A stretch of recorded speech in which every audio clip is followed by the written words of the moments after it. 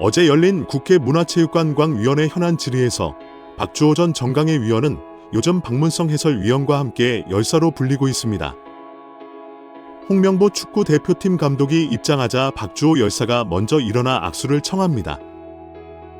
홍 감독은 어색한 표정으로 악수에 응했는데 박 전 위원과 눈을 맞추지는 않았습니다. 지난 7월 축구협회에 홍 감독 선임 과정에 문제를 제기했던 박 전 위원은 어제 국회에서도 소신을 굽히지 않으며 축구 팬들의 사랑과 지지를 받고 있습니다.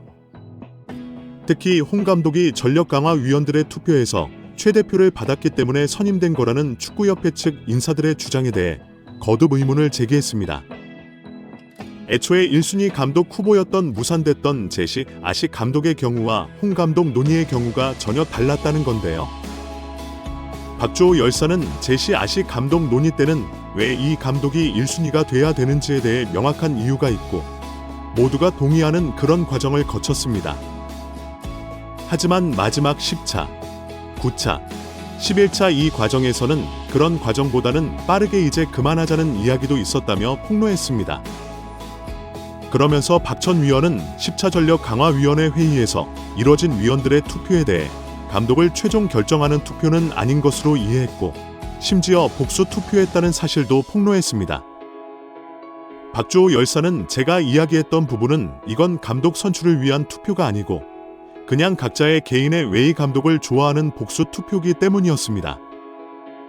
순위가 당연히 감독으로 결정되는 그런 과정은 아니었다고 이해를 했습니다. 라고 말했습니다.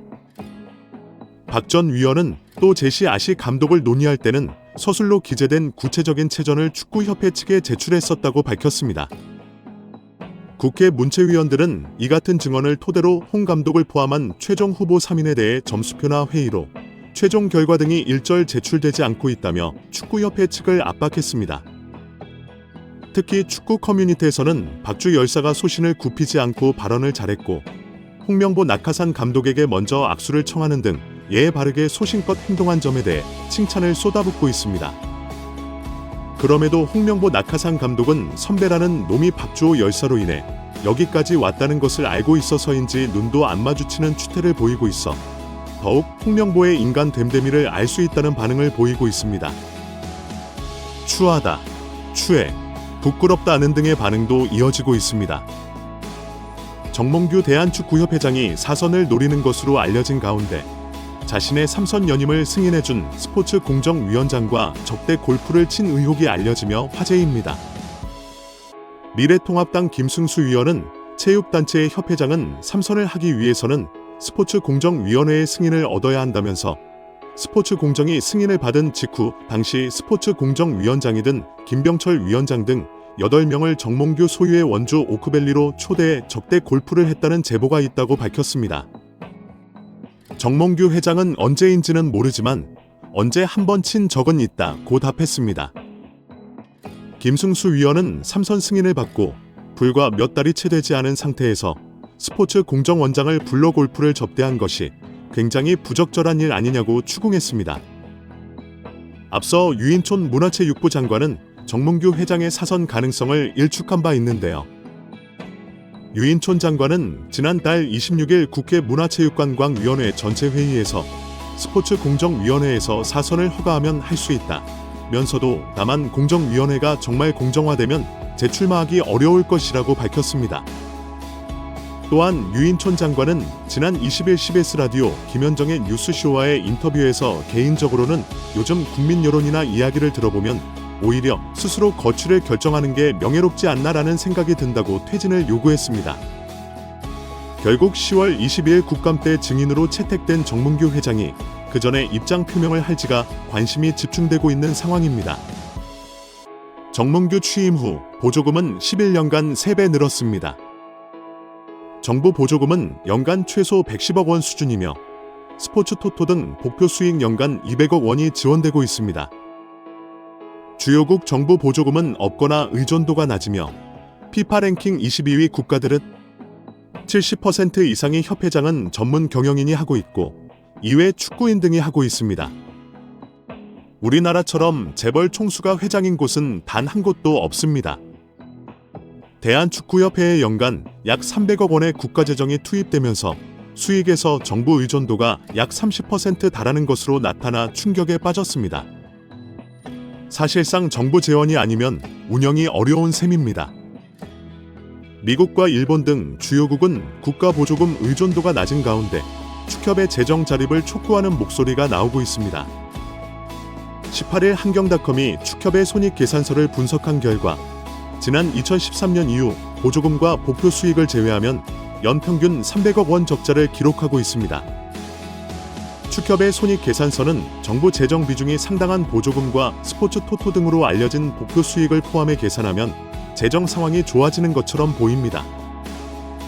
복표 수익은 국민체육진흥공단이 국민체육진흥기금 조성을 위해 운영하는 국가 정책 사업에서 발생하기 때문에 정부 재원을 배분하는 세금의 성격을 가지는데요. 축협의 단기 순이익은 최근 5년간 코로나 팬데믹으로 입장료 수익 등이 없어 38억 원의 적자를 기록한 2020년을 제외하곤 늘어나는 듯한 모습입니다. 2020년까지만 해도 보조금과 복표 수익은 연간 300억 원이었는데 2022년부터는 500억 원 안팎으로 급증했습니다. 이렇게 지난 11년간 축협이 쓴 보조금은 총 189억 원, 복표 수익은 총 258억 원으로 총합 3,866억 원에 육박한다는 사실이 알려지자 축구 팬들보다 국민들까지 분노가 들끓고 있습니다. 최고의 황금 세대를 가지고 제대로 일처리도 못하면서 정부 지원금이 무려 3천억 원이 넘는 소식에 다들 뒷목을 잡고 쓰러지기 일보 직전입니다. 홍명보 감독은 11차 전력강화위원회에서 행정적인 착오가 있었다고 생각한다며 전력강화위원장을 교체하면서 임명장이 행정적인 절차가 없었다는 걸 어느 정도 인정할 수 있을 것 같다고 말했습니다.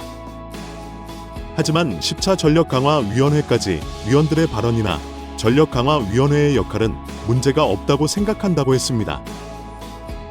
홍명보 감독이 대표팀 감독 선임이 행정적인 착오, 오류가 있었던 것 같다고 느꼈습니다. 10차 전력강화위원회까지 문제 없었지만 이임생 총괄이사가 맡았던 11차 전력강화위원회와 최종 감독 선임이 행정적인 오류를 듣고 느끼고 인정했습니다. 홍명보 감독에게 감독 결정 과정을 물었습니다. 마이크를 잡은 홍명보 감독은 그동안 회의록을 보지는 못했는데 여기 국회에서 회의록을 듣고 봤다. 개인적으로는 10차까지는 문제가 없었다고 생각한다. 다만 11차 행정적인 착오가 있었다고 생각한다.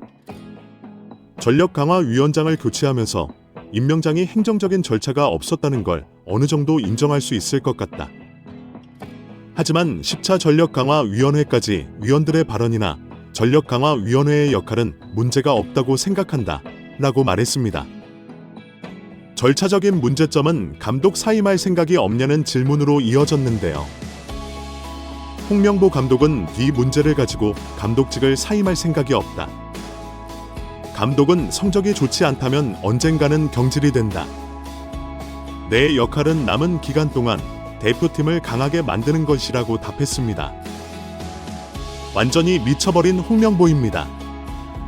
절차상의 문제가 있다고 인정했고 그럼에도 불구하고 절차상의 문제가 있어도 자신은 사임할 생각이 없다고 충격 발언을 했습니다. 정말 답이 없는 홍명보입니다.